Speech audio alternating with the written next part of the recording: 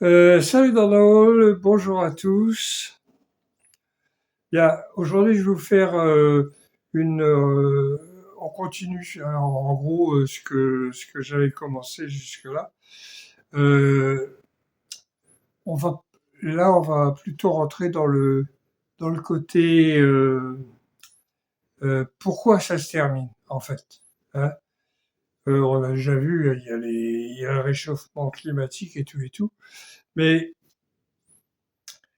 euh, pourquoi une civilisation se termine? Bon, toutes les civilisations se sont toutes arrêtées. Hein, ça, c'est clair, c'est net. Toutes celles qu'il y a eu avant nous, que ce soit les Romains, les Grecs, les Phéniciens, les Mayas, les Indiens védiques, etc. Tout. Hein, ça, c'est tout le monde s'est arrêté. Alors, il y a des fois, ça a été des catastrophes épouvantables. Et puis d'autres fois, ça s'est passé à peu près en douceur. Alors, pourquoi pourquoi ça, les, les, pourquoi la nôtre n'est pas une exception? Parce qu'on a pensé, nous, qu'avec le progrès technique, à longueur de temps, on allait pouvoir durer comme ça éternellement.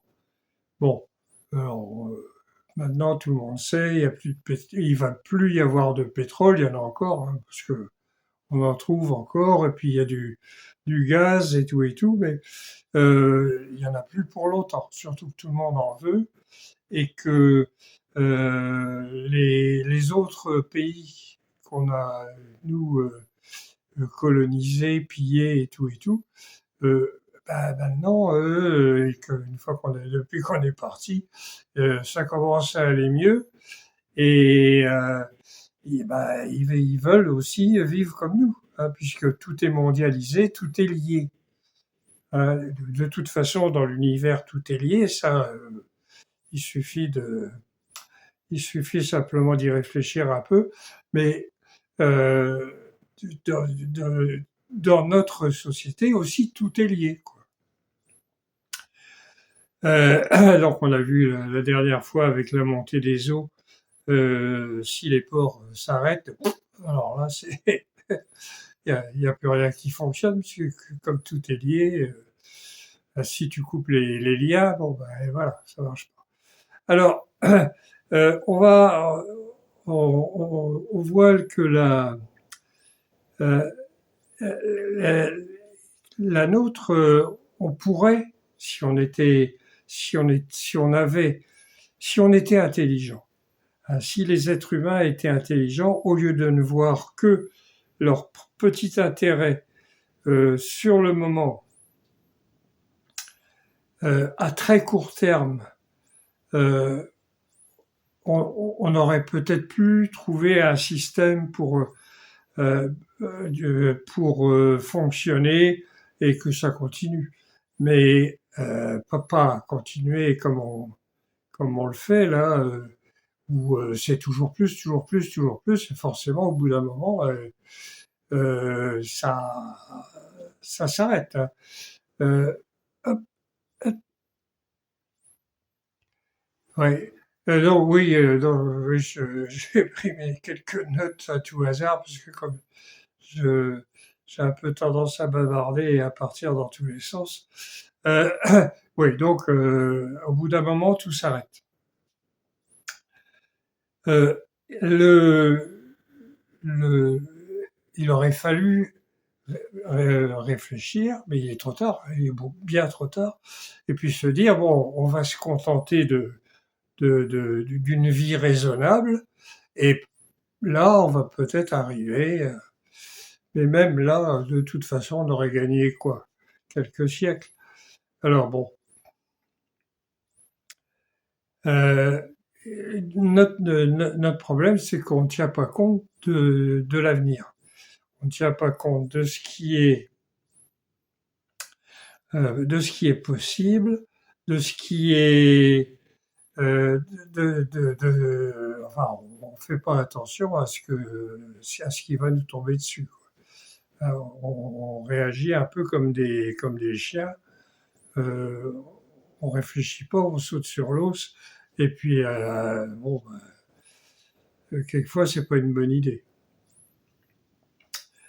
Alors,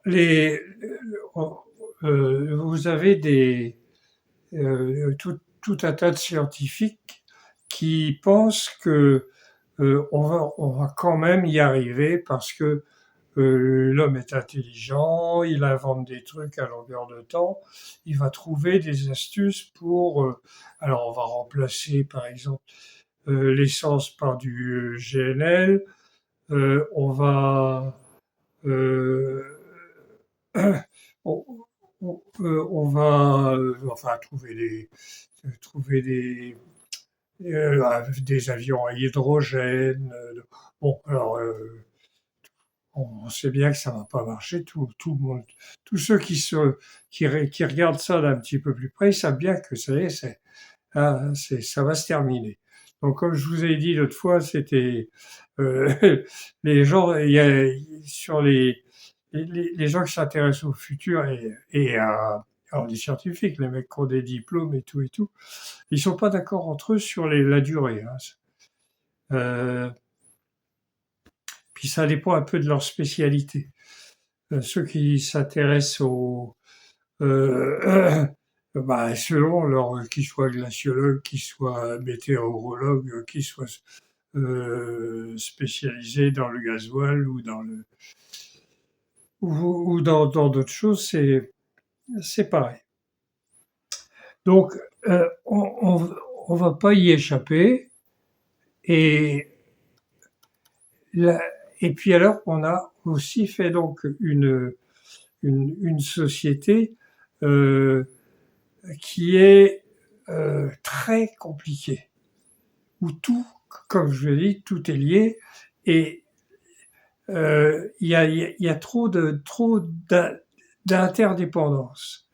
Euh, voilà, je reprends l'exemple du montée du niveau des mers. S'il n'y a plus de bateaux qui circulent, il n'y a plus de fuel qui va arriver, enfin, ou de fuel, de kérosène qui va arriver pour les avions.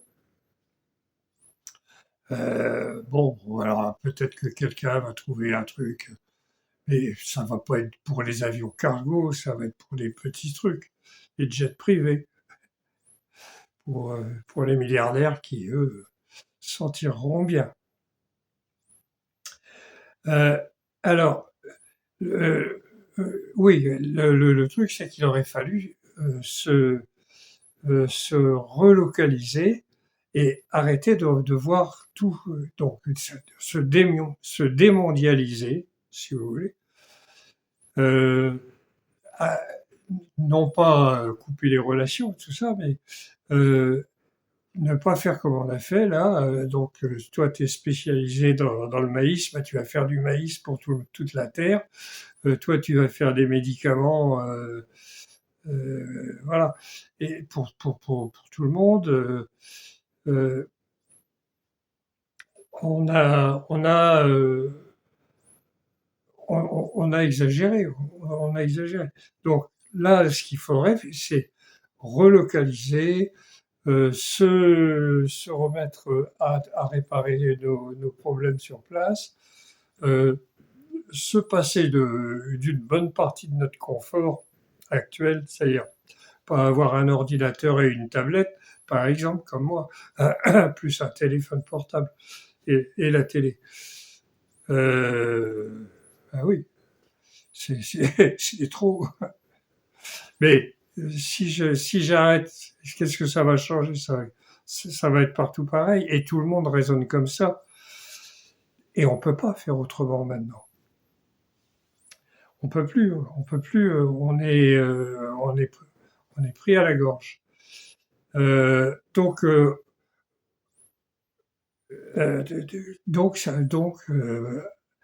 on ne peut pas continuer comme ça.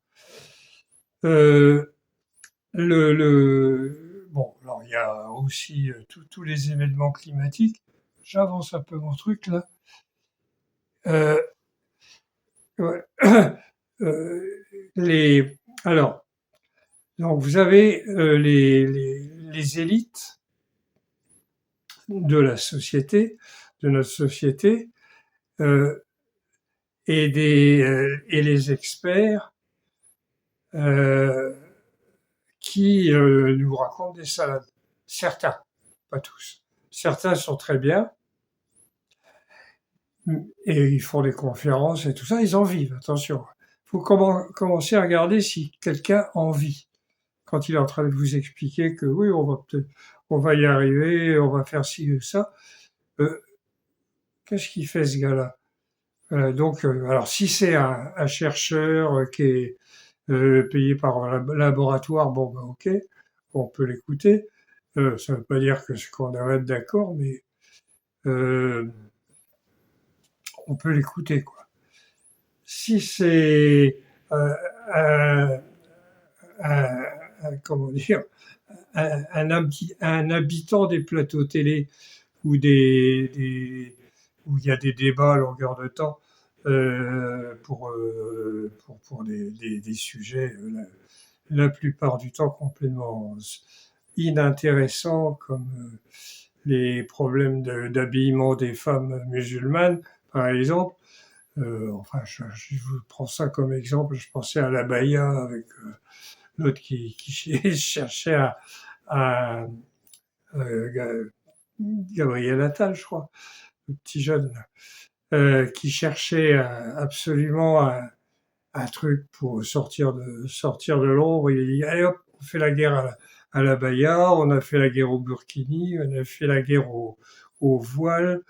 Euh, quand est-ce qu'on va arrêter d'emmerder les bonnes femmes? Pardon, les femmes? Quand, comment? Il faut arrêter, quoi. Hein.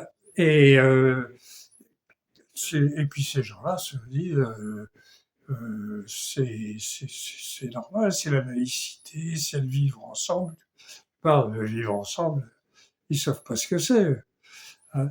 Et donc ces élites sont sont des ils vivent à part. Hein. Ils vivent à part. Ils sont entre gens qui ont beaucoup de fric, qui se portent très bien, enfin matériellement, et puis qui veulent tous prendre la place du calife, être calife à la place du calife.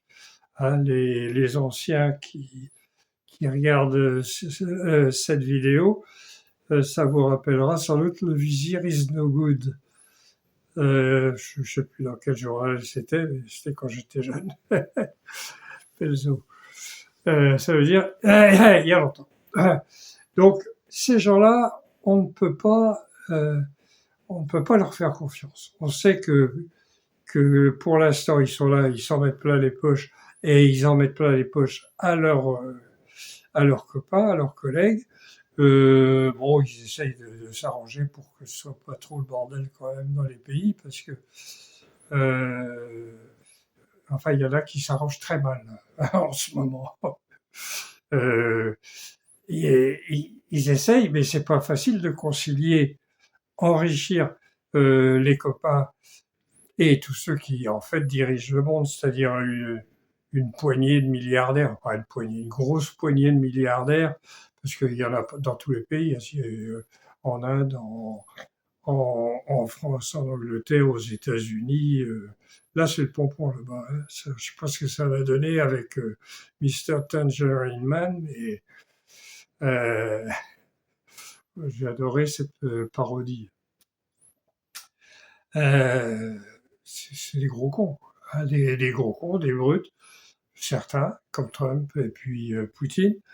Et puis d'autres, c'est des petits malins qui ont un ego terrible, ils pensent qui sont euh, qui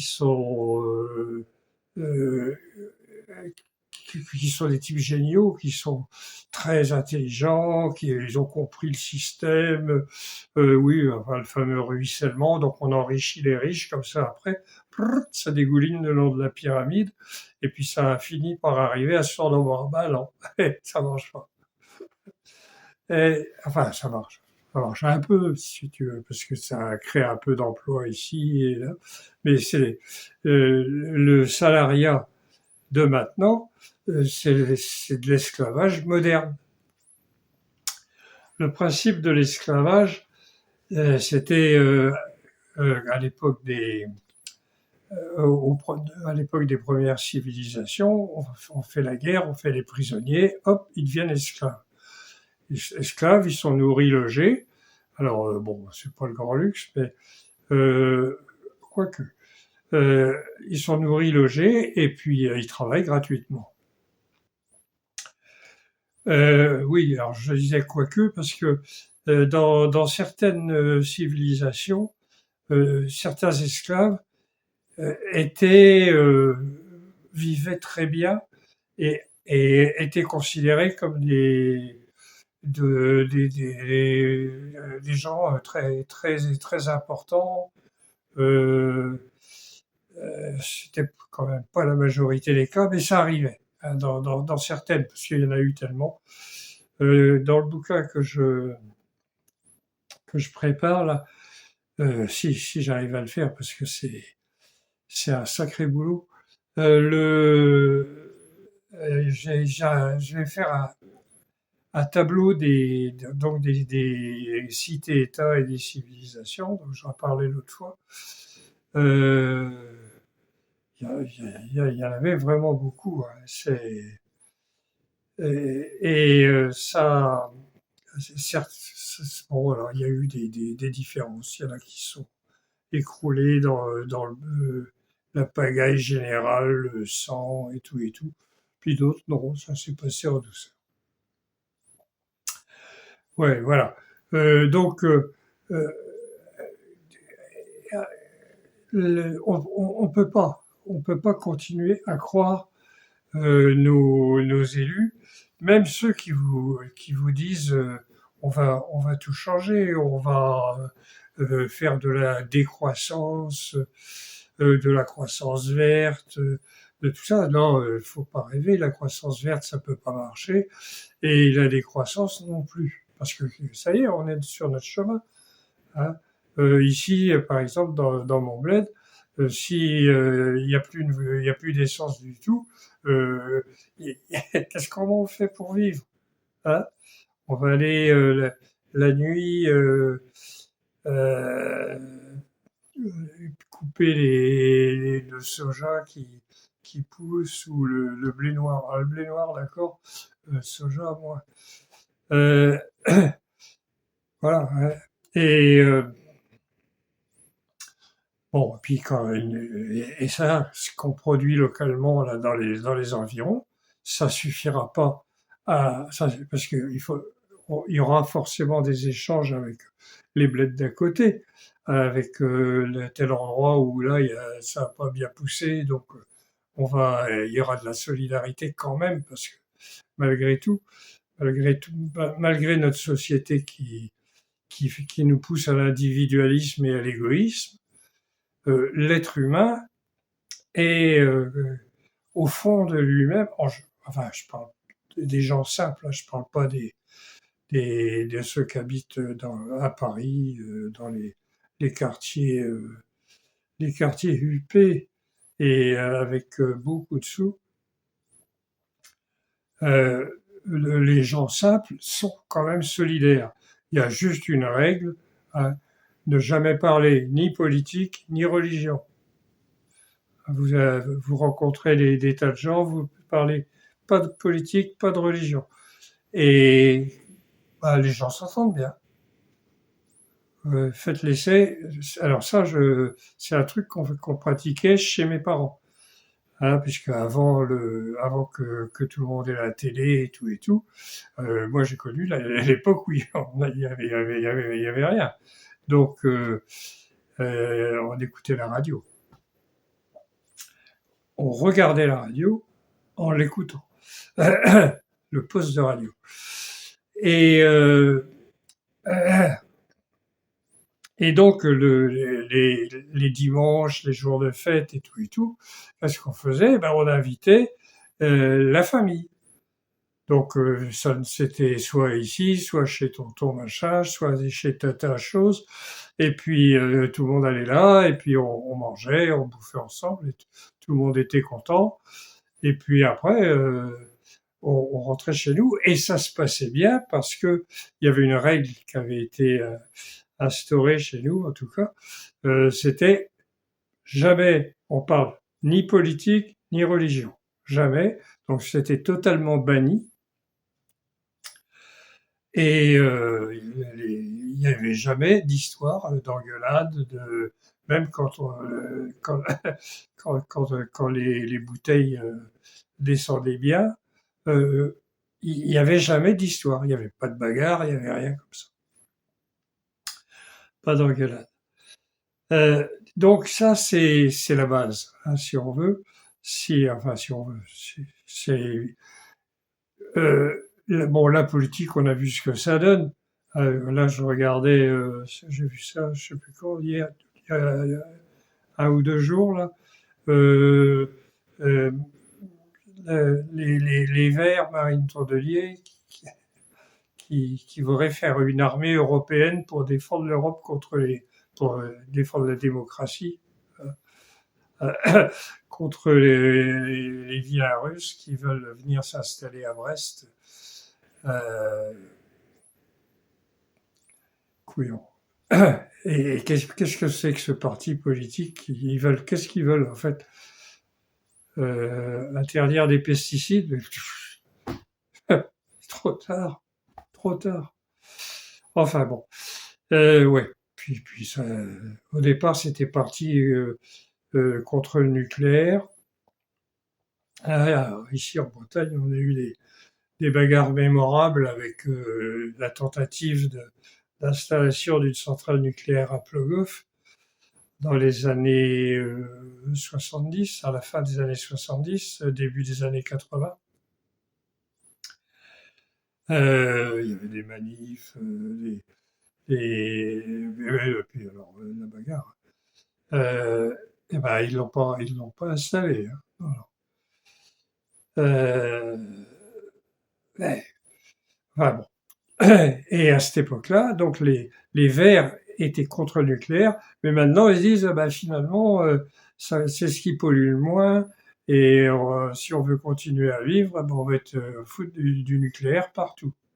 Seulement le nucléaire, c'est pareil, l'uranium, ça se fabrique pas en 15 jours. L'uranium, il faut des millions d'années avant d'exister, j'imagine. C'est comme le pétrole, c'est comme tout le reste. Ça se transforme, c'est des trucs qui se transforment. Donc, les réserves d'uranium, quand il n'y en aura plus, en plus, il faudra refroidir les centrales, parce que si on les refroidit pas, c'est mauvais signe, hein, surtout pour ceux qui habitent à côté. Euh, donc tout ça, on peut pas compter sur eux. Voilà. Bon, ça c'est sûr. C'est la chose qui est sûre et certaine,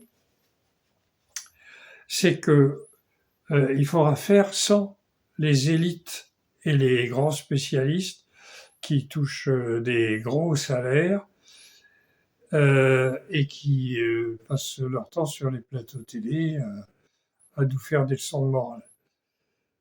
Euh, donc il faudra que ce soit à nous, le peuple, de nous organiser. Sans chef, ça c'est la règle d'or, pas de chef. Ni ponctuel, ni occasionnel, ni quoi que ce soit, rien, jamais. Un conseil où tout le monde a la parole. Alors, c'est pour ça qu'il faut faire des petits trucs. Euh, et puis, les décisions collectives dans l'intérêt collectif. Ça viendra parce que on sera obligé de le faire. Bon, vaut mieux qu'on ait quand même préparé le terrain avant. Et pour ça, eh bien, il faut euh, je ne sais pas ce qu'il faut faire exactement, mais il faut s'y mettre. Il faut avoir ça en tête, c'est que les États, de toute façon, vont claquer. Hein, ça va être Alors la bousculade pour être président de la République, là, il n'y en aura plus. Alors là, les, les concours d'ego et tout, ça va marcher à un moment, puis quand ils vont s'apercevoir que ça marche plus du tout, alors là, tout le monde se tire. Il y aura aussi, il faut penser à ça, c'est les milices. Je voyais je voyais un truc là, à la télé, enfin la télé sur Internet, que je mets sur ma télé, euh, où il y avait un des flics qui s'occupe de la criminalité, enfin c'est leur boulot, et qui parlait des bandes et il disait qu'il y avait, selon leurs estimations, environ 150 000 Kalachnikov en circulation en France. 150 000 Kalachnikov, enfin Kalachnikov ou peut-être assimilés, hein. Bon, ce qu'on appelle les fusils d'assaut. Vous avez, je sais pas combien de cartouches là-dedans, mais au moins 50 cartouches dans le chargeur. Et puis avec ça, vous tirez dans le tas. Et sur les 50 cartouches, il y aura bien quelques-uns qui vont, qui vont être touchés. Alors ça, bon, ça c'est nouveau, c'est relativement nouveau parce que ça arrive d'Ukraine, où la corruption et la guerre en Ukraine, c'est d'une débilité ahurissante, hein. En plus, il y a les égos qui jouent et tout, oh là là, un merdier épouvantable. Euh, au début, ça venait d'Albanie, quand l'Albanie a renversé son régime communiste. Je ne sais plus comment ça s'est passé, mais ça remonte déjà à un moment. Et puis la pagaille que Sarkozy a semé en Libye en voulant éliminer celui qui lui avait prêté des sous, pas prêté, donné des sous de, pour se faire élire. Ça n'a pas marché. Ah, je ne sais pas si c'est cette. Je ne sais plus si c'était quand il a tenté d'avoir un deuxième quinquennat ou si c'était le premier. Bon, bref, on s'en fout. Il a fait 21 jours de prison, il a écrit un bouquin en 21 jours. Ah là là là là. Ah, il y a des gens comme ça qui sont. Mais quelle indignité. Ah, oui. Bon, oui, alors tout ça pour dire qu'on ne peut pas compter sur ces gens-là, que si on veut pouvoir encaisser les chocs qui vont être terribles, parce que quand je vous dis que les milices, il va y avoir des milices, ça va pas être des milices d'autodéfense, des, euh, des quartiers ou des villages, ça va être des milices d'extrême droite. Bon, moi j'ai fait du tir pendant 20 ans, club de tir sportif à Saint-Brieuc. Le truc qu'on trouve aux Jeux Olympiques. J'ai même été sélectionné une fois pour les championnats de France, mais je suis pas allé parce que c'était à Bordeaux. Et puis, il aurait fallu aller à l'hôtel et tout. Puis ouais, puis je m'en fous moi, d'être champion. J'allais parce que c'est un peu, c'est assez proche de la méditation, si vous voulez, le tir sportif. Il faut bien se vider la tête avant d'appuyer sur le truc. Si vous le faites pas, vous tirez à côté, c'est raté. Et surtout, si vous imaginez votre patron en face, alors là, c'est raté à tous les coups. Donc, c'est un truc que j'aimais bien, ça. Bon, mais le club de tir était fréquenté par des tas de gens, des gens très sympathiques. Là aussi, on parlait pas de politique ni de religion, hein, ça. Mais de temps en temps, il y avait quand même qui pouvaient pas s'empêcher Et j'entendais, moi, parce que ouais, il me connaissait, donc il savait que ce n'était pas la peine de me parler de ça. Et je les entendais.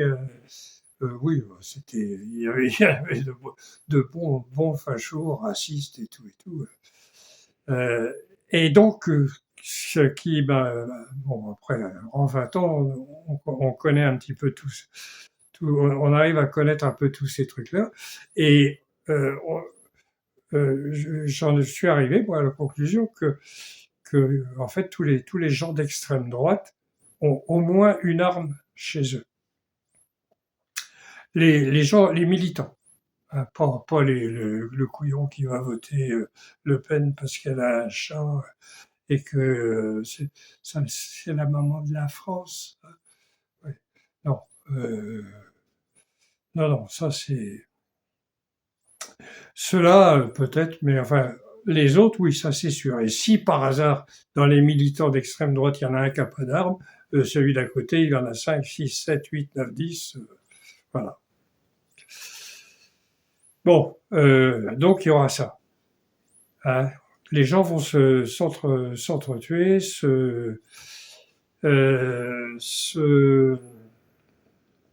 se battre pour de l'essence, pour la nourriture, pour tout, quoi. Et puis pour le plaisir aussi, parce qu'il y en a qui en ont vraiment envie d'aller casser du bougnoul et des choses comme ça. Ben, c'est c'est ce qu'ils disent entre eux.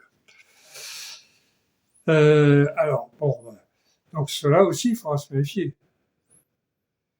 Mais on va pas les combattre, parce que c'est eux qui vont gagner. Donc il faut faire des réseaux sortis de tous ces contextes-là. Euh, et alors, je ne sais pas comment il va falloir faire. Hein. Je ne sais pas comment les gens vont pouvoir le faire. Il faut qu'on y réfléchisse, mais rapidement, parce que ça. Alors, il y a déjà des réseaux qui existent, hein, des réseaux de solidarité, il y a déjà des associations, il y a des associations loi 1901 et tout ça, mais comme je vous disais l'autre fois, c'était dans les associations loi 1901, on reproduit des petites sociétés hein, avec le président, le vice-président, le trésorier, le secrétaire, le bureau de l'association. Alors, tant que c'est une petite association, on est obligé de le faire pour avoir la paix avec les autorités, et que on dit bon ben ça c'est formel, hein, c'est juste sur le papier. Euh, Il y en a d'autres, au contraire, c'est voilà, on peut plus. Je suis président de tel truc, je ne suis pas n'importe qui, vous me devez le respect, et moi je vous emmerde. Voilà, en gros c'est ça. Donc bon, voilà. Euh, c'est donc on y va à la catastrophe.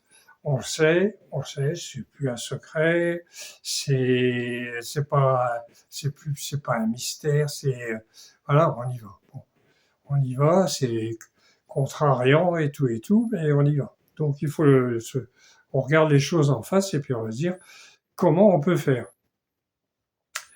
Bon, euh, alors c'est à qui? Ça va être aux jeunes de le faire. Parce que les vieux, nous, on peut, à la rigueur, je peux donner mon avis, mais d'abord, personne ne viendra me le demander. Et puis, quelle valeur ça aura et voilà. Donc les vieux, nous, alors si, on a l'expérience de toute la montée en fait de cette quand on arrive à mon âge, de toute la montée en fait de de l'après les 30 glorieuses. Hein, les fameuses 30 glorieuses, les 30 ans qu'ont suivi la Deuxième Guerre mondiale.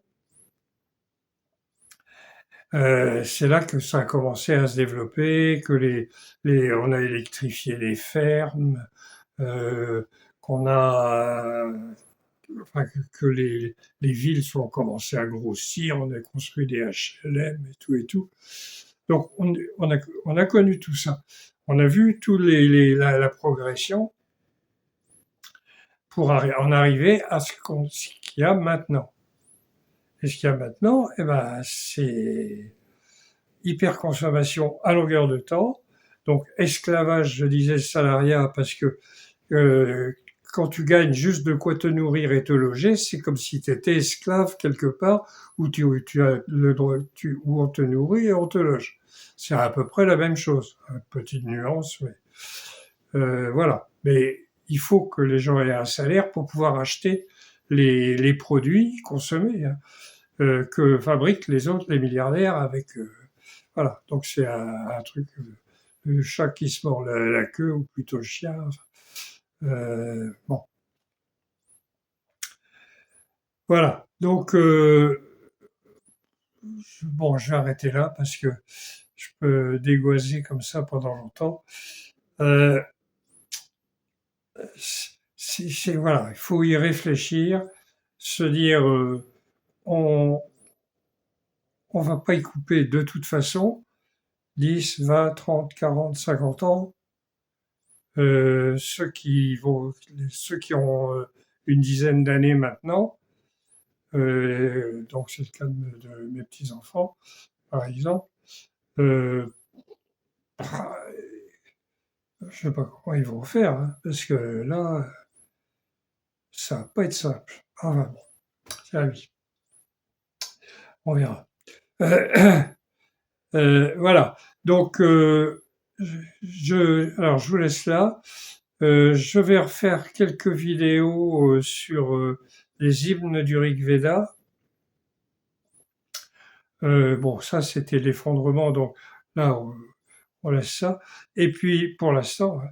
Et je vais donc en refaire quelques vidéos sur des hymnes que je vais tirer au hasard dans le Rig Veda, et on va essayer de faire de faire connaître un peu cette civilisation qui après pourra nous inspirer une fois qu'il faudra reconstruire.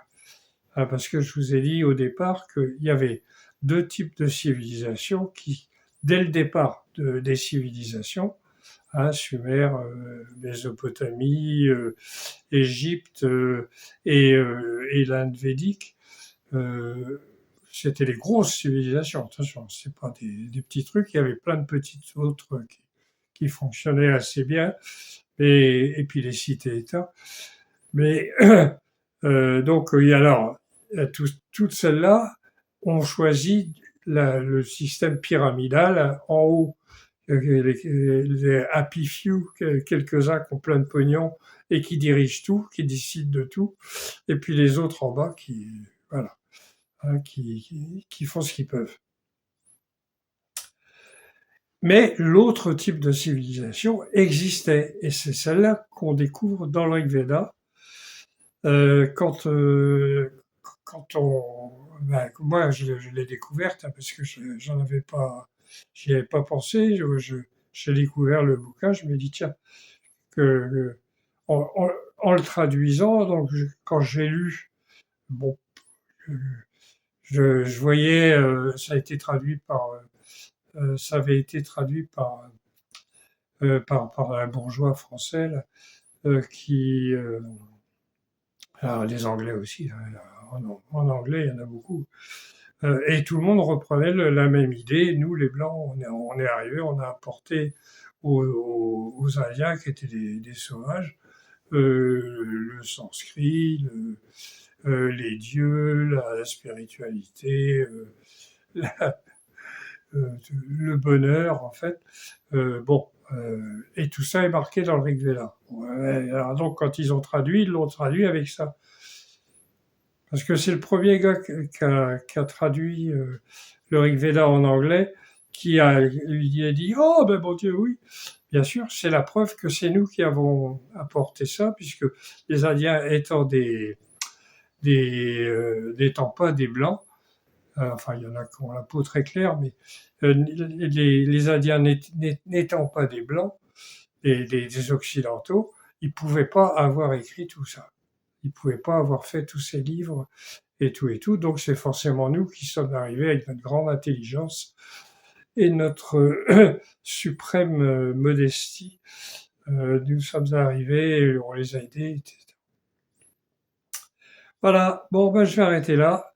Je vais arrêter là. Si vous avez des questions, vous allez-y dans les commentaires. Alors, autrement, vous pouvez retrouver sur mon site rigveda.blog, facile, attaché rigveda.blog. Vous allez voir, il y a tout plein de trucs à lire. Et puis moi, je vous prépare donc un bouquin sur l'effondrement à venir. Enfin, qui a commencé, qui n'a pas vraiment commencé mais on est dans les prémices. Et je vais essayer de faire ça au lieu de faire des vidéos. Je serais bien sur mon bouquin. Ah, couillon. Bon, allez, Canavo dans l'Aule, bonsoir à tous. Allez.